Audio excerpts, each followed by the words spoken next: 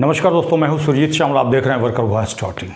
दोस्तों, आप में से जिन लोगों का भी सहारा इंडिया के अंदर पैसा फंसा हुआ था, उसके लिए केंद्रीय सहकारिता मंत्री श्री अमित शाह जी ने 18 जुलाई 2023 को एक रिफंड पोर्टल लॉन्च किया था, जिसके तहत माननीय सुप्रीम कोर्ट का 29 मार्च 2023 का जो आदेश है, जिसके तहत 5,000 करोड़ सहारा इंडिया जमाकर्ताओं को देने की बात की गई थी और उसी के लिए पोर्टल लॉन्च किया गया था। जिस दिन पोर्टल लॉन्च किया गया था उसी दिन से हम लगातार जानकारी आपको दे रहे हैं कि जब तक नोटिफिकेशन जारी नहीं हो तब तक आप क्लेम नहीं कीजिए।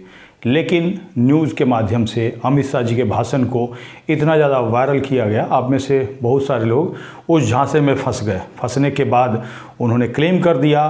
क्लेम करने में जहाँ तक हमारी जानकारी आ रही है या फिर समझ में आ रही है आप लोगों के कमेंट्स के माध्यम से, जिसमें कि यदि 100 लोगों ने क्लेम किया है तो उसमें 90 लोगों का अलग अलग रीजन बता करके रिजेक्ट किया जा रहा है। यही नहीं बल्कि अमित शाह जी ने जब 18 जुलाई 2023 को ये रिफंड पोर्टल लॉन्च किया था, उसी समय बहुत सारे लोगों की छटनी कर दी थी। यानी कि जिन जमाकर्ताओं की मृत्यु हो चुकी है उनके नॉमिनी को क्लेम करने का कोई ऑप्शन ही नहीं दिया। जिसके बाद कल यानी कि 5 नवंबर 2023 को अमित शाह जी का आगमन बिहार के मुजफ्फरपुर के पताही हवाई अड्डा मैदान में होने वाला था और जिसके तहत कल एक रैली का आयोजन किया गया था। हमने आपको बताया था कि हम एक पिटीशन उनको देने की कोशिश करेंगे और ये पिटीशन मेरे हाथ में है और इसमें क्या लिखा है इसकी जानकारी हमने एक दिन पहले आपको दे दी थी।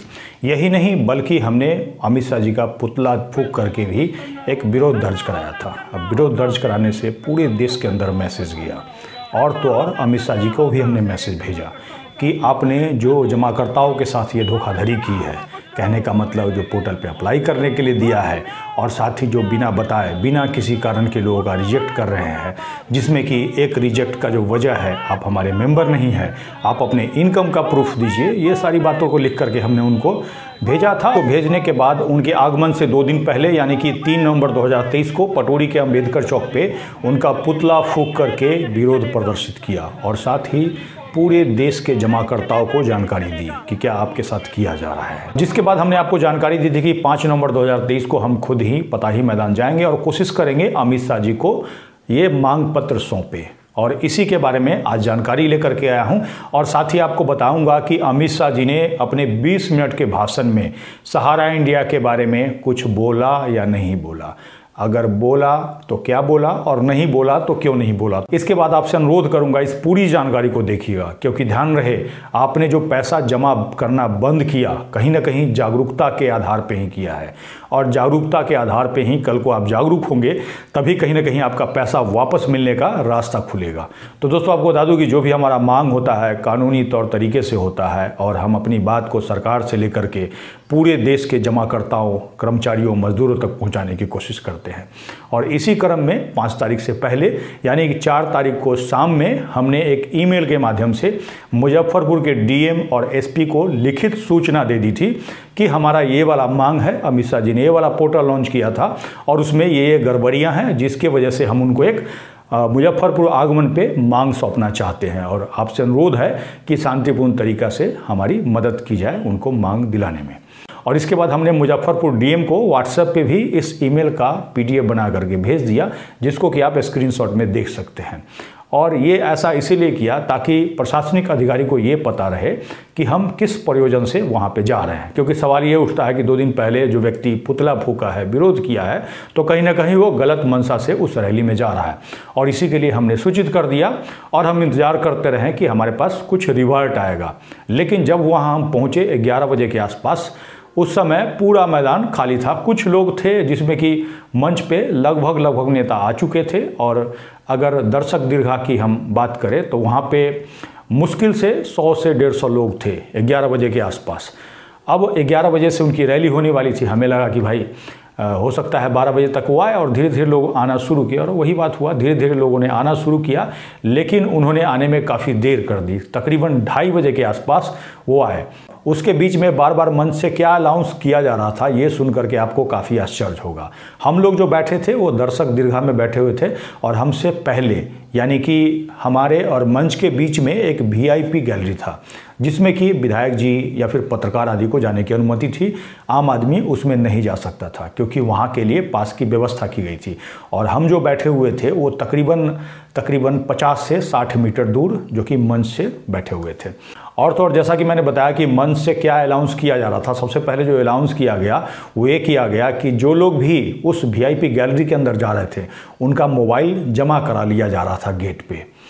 तो इसके लिए मंच से नेतागण अनुरोध कर रहे थे कि मोबाइल न जमा कराया जाए। जिला प्रशासन के जितने भी सुरक्षाकर्मी हैं, एक भी मोबाइल को रोकने की आप कोशिश मत कीजिए। आप अव्यवस्था आपके द्वारा कहीं से इस तरह से खड़ी नहीं की जाए, कोई मोबाइल नहीं, कोई। और दूसरी जो हमने घोषणा सुनी उसको जान करके आपको काफ़ी ताज्जुब होगा। किसी बीजेपी के विधायक जी को आधार कार्ड मांगा जा रहा था कहाँ जाने के लिए, तो वो जो वीआईपी गैलरी था उसमें जाने के लिए, जबकि मन से ये कहा जा रहा था कि जिसके पास भी पास है उसको जाने दिया जाए, कोई आधार कार्ड नहीं मांगा जाए। तो ऐसे में आप समझ सकते हैं कि इतनी जो गहन चेकिंग चल रही थी, कहीं ना कहीं पुतला दहन का ही वो असर था। ऐसे में हम आपसे एक बात जानना चाहते हैं कि क्या इस बार आप जो इलेक्शन में वोट करने वाले हैं वो कौन से मुद्दे पे करने वाले हैं, क्योंकि अमित शाह जी ने 20 मिनट के अंदर अपने भाषण में एक बार भी सहारा इंडिया पेमेंट का नाम नहीं लिया। ऐसे आप उनके फेसबुक पेज पे जाकर के फिर से चेक कर सकते हैं, फिर से देख सकते हैं। जैसा कि उन्होंने इस मुद्दा पे 10,000 रुपया देने की बात इसीलिए की थी ताकि उसको इलेक्शन में भुना सके। हालांकि अपने भाषण में उन्होंने तरह तरह की बात की, लेकिन एक जो बात मेरे समझ में आई वो ये आई कि अगला जो चुनाव बीजेपी लड़ने जा रही है मंदिर मस्जिद के मुद्दे पे। ऐसे में आप जो वोट करेंगे, अगर आप सहारा इंडिया जमा करता है तो क्या मंदिर मस्जिद के नाम पे वोट करेंगे या फिर अपने सहारा इंडिया के पैसे के नाम पे? एक बार आप कमेंट्स करके बताइएगा, और कौन से स्टेट से देख रहे हैं, कौन से ज़िले से देख रहे हैं, अधिक से अधिक कमेंट्स कीजिएगा, ताकि इसी पे डिपेंड करता है आप लोग जो भी लिखेंगे बाकी देश के लोग उसको देखेंगे और उसी के बाद आपका मुद्दा उभर पाएगा। क्योंकि चुनाव में अगर आपके मुद्दे पे वोट होगा तो कहीं ना कहीं अमित शाह जी का कुर्सी जो है उखड़ जाएगा। पूछिए कैसे? अगर 10-12 करोड़ आदमी का पैसा अगर सहारा इंडिया के नाम पे फंसा हुआ है और बीजेपी सरकार के कहीं ना कहीं लापरवाही से ये पैसा फंसा है और पैसा देने में भी घपलेबाजी हो रही है, तो ऐसे में एक जमाकर्ता केवल एक वोट का मालिक नहीं होता है, उसके परिवार में कम से कम 10 लोग जरूर होते हैं। और इस तरह से अगर आप कैलकुलेट करेंगे तो 100 करोड़ वोट का झटका ऐसी सरकार को दे सकते हैं।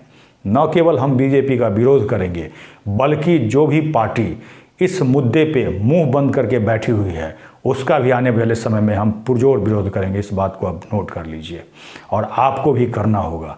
अगर आप पार्टी पॉलिटिक्स की बात सोचेंगे, आपके मुद्दे पे बात नहीं होगी, आपके मुद्दे पे इलेक्शन नहीं होगा, आपके मुद्दे पे चुनाव नहीं होगा, तो कहीं ना कहीं आज आप सहारा के नाम पे लूटे हैं, कल को LIC प्राइवेट किया जाएगा उसके नाम पे लूटेंगे, परसों SBI को प्राइवेट कर दिया जाएगा उसके नाम पे लूटा जाएगा।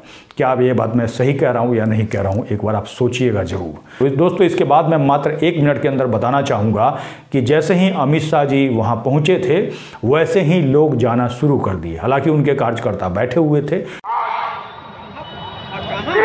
60 करोड़ गरीबों को, 60 करोड़ हमारे उम्मीद से तकरीबन 10 से 12 हज़ार के आसपास कुर्सियां लगी हुई थी। बार बार मन से अनाउंस किया जा रहा था कि जो लोग पीछे हैं वो आगे आ जाएं, आगे कुर्सियां खाली हैं। इससे समझ सकते हैं कि कितने लोग वहां पे उपस्थित हुए होंगे। जबकि रैली के बाहर पताही से लेकर के भगवानपुर तक गाड़ियों का लाइन लगा हुआ था। हालांकि बहुत सारे गाड़ी जो लौट रहे थे उसमें लोग ही नहीं थे। ऐसे में समझने की बात है, अगर अमित शाह जी को लोग सुनने के लिए आते तो जैसे ही अमित शाह जी ने बोलना शुरू किया, आम आदमी वापस लौटना शुरू कर दिया। और पीछे जाकर के हमने जब देखा तो मैदान आधा खाली था। हालांकि पूरा जो पताही मैदान है बहुत बड़ा है, उसमें कुछ हिस्से को घेर करके इन्होंने एक रूप दिया था और वहीं पे मंच बनाया गया था। आश्चर्य की बात यह है कि जनता के लिए कोई छत यानी कि कोई ऊपर से शामियाना वगैरह नहीं लगाया गया था। ऐसी स्थिति में समझने की बात है कि कहीं ना कहीं अमित शाह जी बार बार बिहार का दौरा कर रहे हैं, उनको कहीं ना कहीं ये लग रहा है कि सहारा इंडिया के मामले पे ही बिहार में झटका पड़ेगा और इसी के लिए बार बार आ रहे हैं। अब ऐसी स्थिति में हमारे पास जो भी पिटीशन है हमारे हाथ में रह गया और हम आज या कल में इसको बाय डाक से भेजने की कोशिश करेंगे और जिसका जैसे ही हम पोस्ट करेंगे वैसे ही अपने फेसबुक पे इसको अपलोड करके आपको दिखा देंगे, ताकि आप लोगों को भी लगे कि हमारा जो चिट्ठी है पूरे देश के जमाकर्ताओं के लिए है और वो हमने उनको रिमाइंडर के रूप में भेज दिया है। दोस्तों, ये जानकारी आपको कैसी लगी कमेंट्स करके जरूर बताएंगे। अगर आप हमें फेसबुक पे देख रहे हैं तो फेसबुक पेज को लाइक करके जुड़े रहें, यूट्यूब पे देख रहे हैं तो चैनल को सब्सक्राइब कर लें। इसके साथ ही विदा लेता हूं, जल्द ही एक नई जानकारी के साथ मिलते हैं। धन्यवाद।